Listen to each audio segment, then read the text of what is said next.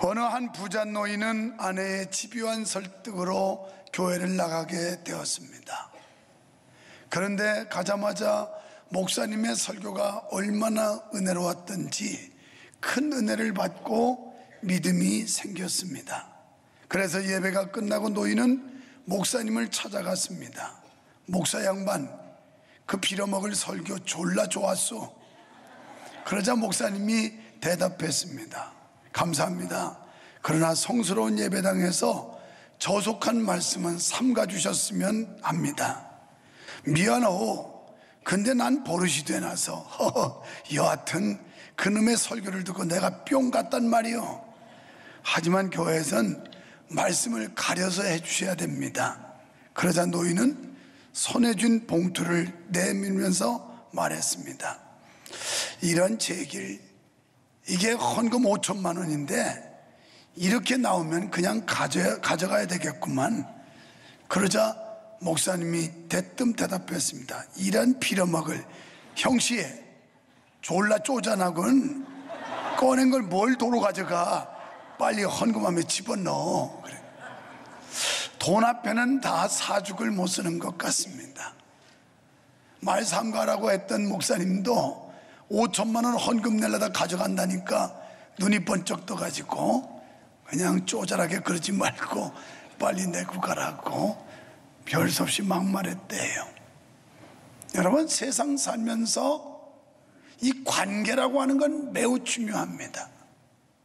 여러분이 세상을 성공적으로 사느냐 실패하느냐는 관계가 어떻게 맺어지느냐에 좌우된다, 이렇게 볼 수 있어요. 크게 우리는 두 가지 관계입니다. 하나는 하나님과의 관계, 영적 관계, 신앙적 관계고, 두 번째는 사람들과의 관계예요. 어차피 이 세상에 어울려 사는 동안에는 자구세면 부딪혀지고 만나지는 사람들이 바로 인간입니다. 그래서 여러분이 인간관계를 어떻게 하느냐, 하나님과의 관계를 어떻게 갖느냐에 따라서 여러분의 인생은 성공할 수도 있고 실패할 수도 있을 만큼 대단히 중요하다는 겁니다. 그래서 오늘 여전히 지혜자는 우리가 하나님과의 관계를 회복하고 그런 성도의 삶에서 인생과의 관계, 인간과의 사람 관계를 어떻게 해야 될 것인가에 대한 교훈을 해주고 있습니다. 진실로 세상에 처한 성도로서 올바른 삶을 살기 위해서 먼저 하나님 앞에 바로 서야 하고 성도 간의 지혜로운 처신이 필요하다는 겁니다. 지혜자는 바로 하나님과의 평화를 이루고 세상과도 평화를 이루라고 말씀합니다. 1절에서 본장도 역시 솔로몬의 잠언이라고 소개하고 있는데요, 열왕기상 4장 32절에 보면 솔로몬은 3천여 잠언을 기록했다, 이렇게 나옵니다. 그 가운데 성경에 기록한 내용이 300여 잠언을 잠언서에서 기록하면서 오늘 믿는 우리들에게 많은 교훈을 주고 있는 것입니다. 여러분, 이렇게 사람이 살면서 대인관계가 중요한 이유는 어차피 하나님은 사람을 들어서 일하시고 사람 관계를 통해서 우리를 도우시고 역사하시기 때문에 이 인간관계라고 하는 건 우리가 끊을래 끊을 수가 없는 관계이기 때문에 좋은 관계를 유지하는 건 매우 중요한 겁니다. 그렇다면 우리는 대인관계에서 지도자들과의 관계입니다. 지혜자는 열왕들에게 이를 살피라고 말씀하면서 그것이 왕의 영원하고 말씀합니다. 이는 백성의 안녕과 복지를 위해 자신의 역량을 최대한 발휘해야 된다는 것입니다. 이렇게 왕이 최선을 다할 때 백성들에게 칭송을 받을 수가 있다라는 거예요. 한 나라의 지도자가, 그리고 이 나라의 권세자들이 백성들의 안녕과 평안을 이루어주면 칭송을 받지만 백성들에게 불안과 그리고 어려움을 주면 그 지도자는 인정받을 수가 없는 것입니다. 그렇다면 왕들과 권세자들은 하나님의 뜻을 맞춰서 하나님의 세워주심에 합당한 정치를 해야 합니다. 세상의 권세도 하나님이 내신다고 했기 때문에 하나님께로부터 이 권력을 위임받은, 권력을 이양받은 권세자들 그리고 통치자들은 하나님의 뜻에 준하는, 하나님의 말씀에 순종하는 권력을 행사함이 옳다는 겁니다. 하지만 이 세상의 권력자들은 전혀 그렇지 않습니다. 오히려 자기가 잘나서 권세를 얻은 줄로 착각하고 기고만장합니다. 그리고 안하무인이에요. 하나님의 뜻은 아랑곳하지 않습니다. 그리고 하나님의 섭리와도 상관이 없고 성경을 거스르는 이런 반역하는 정치를 얼마나 많이 하고 있는지 알 수가 없습니다. 그런데 오늘 지혜서에는 왕이라고 하는 것은 하나님이 주신 권력, 하나님의 뜻에 맞추어서 정치를 해야 되고 하나님의 말씀에 순복하는 이런 정책을 펴야 옳다는 것입니다. 우리 믿는 자들은 바로 이런 정책에 우리는 순응할 수가 있게 되는 겁니다. 아무리 바른 정치를 한다고 하지만 성경을 거역하고 하나님을 대적하는 어떠한 정책과 정치도 우리는 존중할 수 없고 따라갈 수가 없게 되는 것입니다. 국민들, 백성들이 안심하고 편안하게 살 수 있도록 왕과 권세자들은 지혜를 모아야 합니다.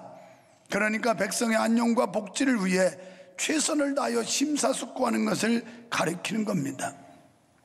이러한 일을 제대로 하지 못하는 왕은 하나님께나 사람들, 백성들에게 결국은 버림을 당하고야 만다는 것입니다.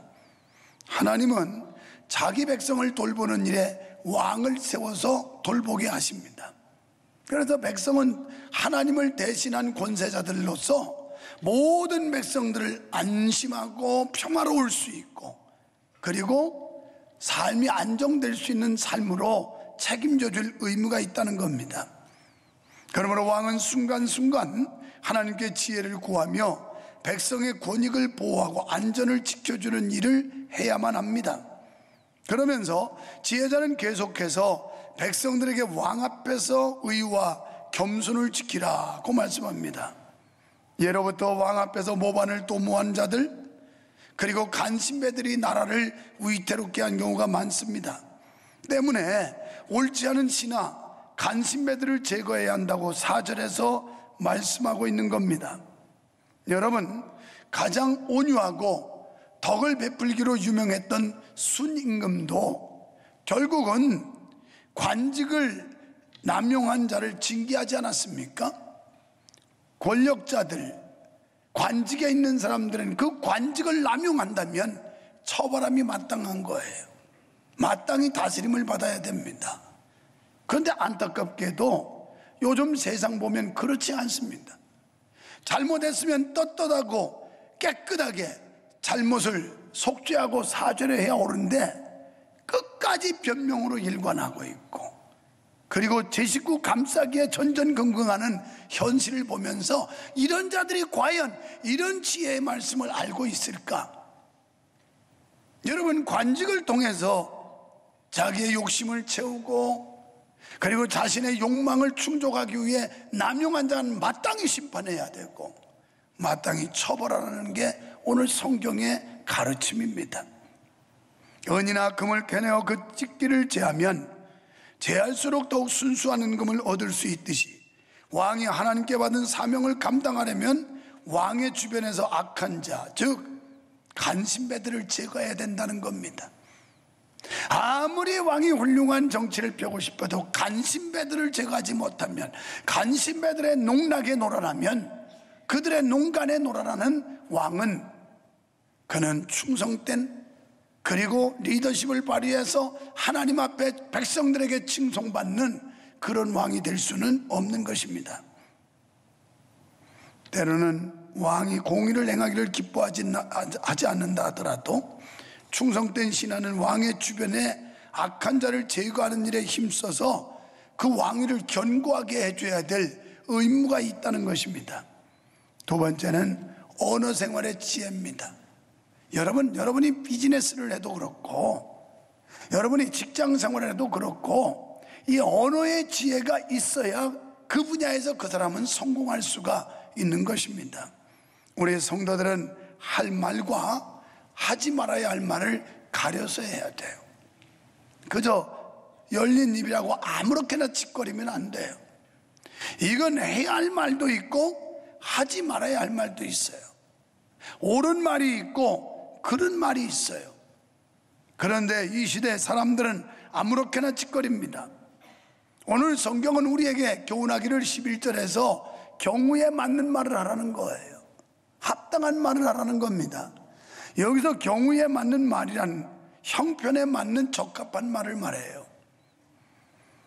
그래서 경우에 맞는 말이 은쟁반의 금사과와 같이 소중하고 아름다운 것이다. 여러분, 하나님 앞에 말 잘하는 은혜를 받아야 돼요. 그렇다고 가문이술로, 그 다음에 가문이설 잘하고 그저 사기치는 이런 말을 말하는 게 아니에요. 진실하고 정직하고 바른 판단을 할 수 있는 말, 경우에 합당한 말을 할 수 있는 이런 지혜, 이런 은혜를 하나님께로부터 받아야 목사인 저도 목회가 되고, 사업하는 여러분 사업도 잘 되고, 가서 비즈니스 하면 영업을 해도 영업도 성사시킬 수 있는 거고, 이게 얼마나 중요한지 몰라요. 간신배의 말을 말하는 게 아니에요. 말이 정확하고 신실하고 그리고 지혜로운 그런 말을 할 수 있어야 된다는 겁니다.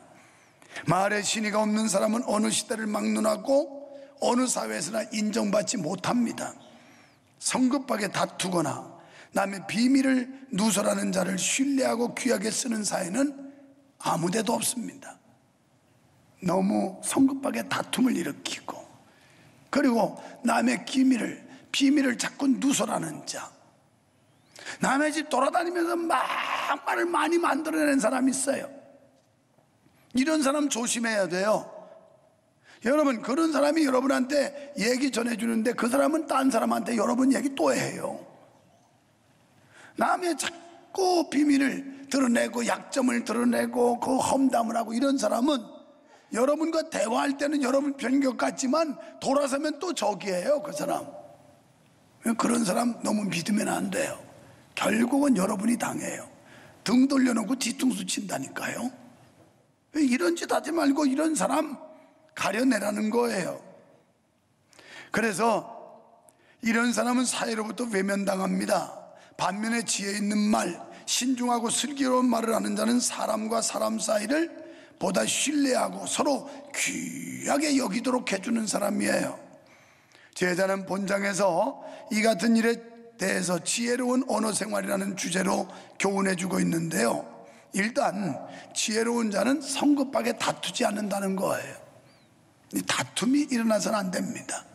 가정도 그렇고 교회도 그렇고, 이 다툼이라고 하는 건 이것은 좋은 게 아닙니다. 왜냐하면 성급하게 다투는 것은 혈기와 분노를 앞세우기 때문입니다. 이런 자는 인격과 위신을 땅에 떨어뜨리게 된다는 겁니다. 그리고 남의 비밀을 누설하지 말아야 돼요. 그 사람이 가진 약점과 허점과 허물, 이런 거 자꾸 누설해가지고 떠벌리지 말라는 얘기예요. 그냥 덮어줘야 돼. 덮어줘. 그래도 우리 믿는 사람들은 다른 가정을 방문했을 때 봐도 못 본 것처럼 눈도 닫아야 되고, 들어도 나쁜 소리 못 들은 것처럼 귀도 닫아야 되고, 말이 그렇게 하고 싶지만 입도 닫아야 되고. 여러분, 하고 싶은 말 못하면 아주 입이 간질간질하죠. 말이 너무 많은 사람들 조심해야 돼요. 말 많은 사람 치고 제대로 잘하는 사람이 없어요. 아니, 나 말고. 난 여기서 설교하려니까 말을 많이 할 수밖에 없잖아요. 여러분도 침묵하고 나도 침묵하면 어떻게 예배가 되겠어요? 그런데 옳은 말을 해야 되고, 바른 말을 해야 되고, 은혜 있는 말을 해야 되고, 축복하는 말을 해야 되고, 격려하는 말을 해야 되고, 사랑하는 말을 해야 되고, 이런 말 많이 하는 사람을 친하게 지내야 돼요. 근데 입만 열면 불평 불만하고 다른 사람 흉엄을 보고, 이런 사람 친하면 나도 모르는 사이에 전염이 돼가지고 나도 입이 더러워져요. 아까 그 목사님 봐요. 돈 5천만 원에 그냥 눈이 확 돌아가가지고 뭐 그래가지고 뭐 형씨 졸라 쫓아나고 막 그러면서 그런 소리 하지 말라고 그러더니, 우리는 논쟁을 한다고 해도 정당하게 논점만으로 문제 삼아서 정당한 해결책을 찾아야, 대화 속에서 이 논쟁이 하는데 논점이 뭔지 이걸 찾아야 되는데, 엉뚱한 거 가지고 시비 걸고 엉뚱한 거 가지고 싸움하고 이러면 안 된다는 거예요. 그러니까 논점을 찾지 못하는 대화는 이건 경우에 맞는 합당한 말이 아니에요. 여러분이 비즈니스를 하는데 이 사람하고 영업하는데 그 논점을 잘 찾아서 대화를 해야지. 엉뚱한 데 돌아다니면서 전혀 논점과는 상관없는 얘기를 떠들면 시간 낭비예요. 입만 아파요. 입만, 목만 아프고. 그래서 이런 지혜를 하나님께 잘 받아야 된다니까요. 나 같은 사람은 더 특히 그래요.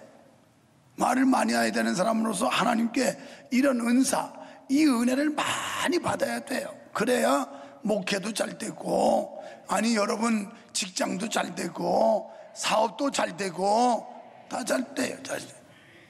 여러분, 절제의 삶. 나는 아이들에게 절제해라, 절제해라. 아무리 풍요로워도 아무리 여유로워도 절제하는 거, 이거 하나님이 기뻐하는 일이다. 아무리 벤츠 BMW 좋은 차라고 해도 브레이크가 고장났으면 그건 생명을 위협하는 것이다. 우리에게 절제만큼 소중한 게 없고 절제만큼 귀한 은사가 없다 하면서 애들한테 그런 교육시키는 거야. 절제해야 된다. 그러니까 단순히 무슨 노래나 불러다니는 게 아니라 내가 데리고 다니면서 훈련시켜요. 훈련 막 고생시키고. 잘했죠. 뭐 집에서 참 뭐 그냥 오냐 쪽쪽 빨고 막 이래가지고 애들이 버리장머리가 없는 거야. 막 아유 피곤해요. 얼마나 피곤한지. 그냥 잠도 안 자. 잠을 새벽 3시 4시까지 안 자고 있다가 그때 잠자. 그리고 예배 드리려고 그러니까 전부 계시 받는 애들이, 큰 애들이 그래. 계시를 받고 있어서 오늘 예수님이 뭐라고 말씀하시더냐 그래서 저 계시 안 받았는데요. 그래서 아니 예배 시간에 계속 계시 받고 있던데 좀 알려줘라, 예수님 하신 말씀을. 했더니 그래 저 안 했는데요. 그래서 너 졸았어. 지금도 조는 사람은 계시 받고 있는 사람이에요. 그런데 꼭 마귀가 귀신이 역사하는 계시 받아요. 그건 여러분, 오늘 여기서 이 지혜로운 자는 꿀을 과식하지 말아라, 이런 말씀이에요. 꿀이란 세상락을 가리킵니다. 꿀은 영예를 가리키는 거예요. 영예는 꿀처럼 달지만 결국은 헛되다는 거예요. 그러니까 사람은 세상락을 탐닉해서는 안 된다는 겁니다. 우리의 자녀들에게 이런 세상락을 탐닉하는 이런 거 시키면 안 돼요. 제가 아이들 얘기하면서 이런 사례를 얘기했어요. 목사님 딸 그룹들, 그러니까 우리 딸이 애를 셋 낳는데 요 그룹들이 한번 우리 교회에서 성품 학교를 특강을 한 적이 있어요.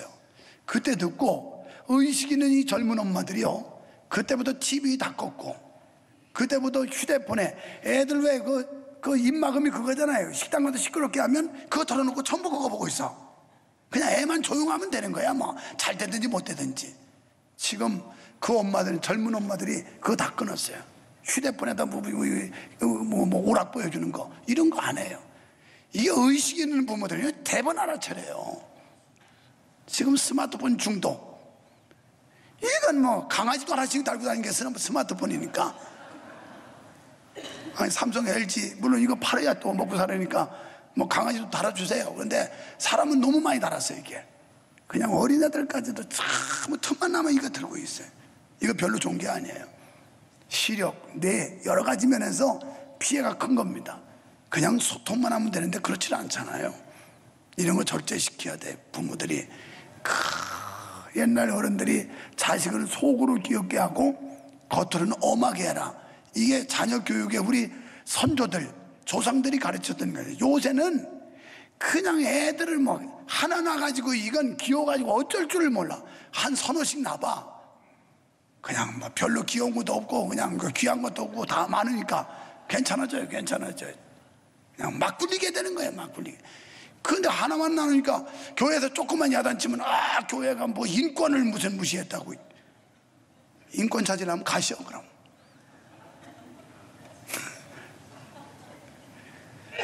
여러분, 이웃집에 자주 다니지 말라고 또 그래요. 잘 됐네요. 이제 목장 예배 안 가셔도 되겠어요. 이 말씀은 이웃과 단절하는 말이 아니에요. 교제를 단절하는 말이 아니고, 남의 집에 자주 다니다 보면 그 집 속사정을 다 꿰뚫어 보게 되죠. 근데 이런 걸 말 만들어내지 말라는 거예요. 남의 가정 자꾸 다니면서 그 속속들이 숟가락 몇 개, 젓가락 몇 개인가 알다 보니까 자꾸 말을 물어내는 이런 짓 하지 말라는 거지. 남의 집에 자주 다니지 말라니까 아이고 이제 목장 예배 하지 말아야 되고 가지 말아야 되겠다, 아이고 여기서 피할 길이 있구나, 그 뜻이 아니라니까요. 우리는 남의 안 좋은 면을 보면 덮어주고 기도해 줘야 될 줄 믿습니다. 자꾸 말을 물어내서 전달하고 문제를 확대시키면 안 돼요. 지혜자는 이웃사랑을 교훈하면서 원수를 사랑하라 그랬어요. 원수를 사랑하는 건 원수의 짐을 대신 져주는 거, 이게 원수 사랑하는 거예요. 이건 우리 힘으로 안 돼요. 하나님의 은혜로만 할 수 있는 거예요. 사랑하는 성도 여러분, 우리는 그리스도의 대속의 은총으로 구원받은 사람들이 아닙니까?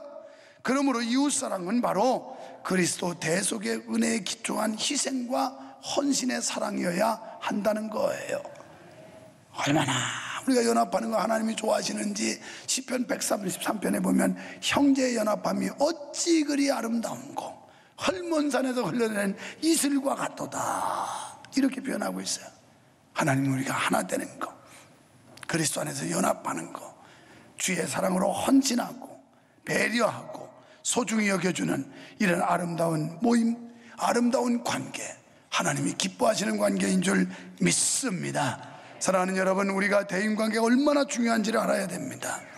대인관계 잘 하셔서 신앙생활에도 유익을 얻으시고, 여러분 사회생활에서도 높임을 받고, 여러분이 사업을 하든 직장을 하든 모든 사람들에게 존귀함을 받게 되시기를 주님의 이름으로 축원합니다.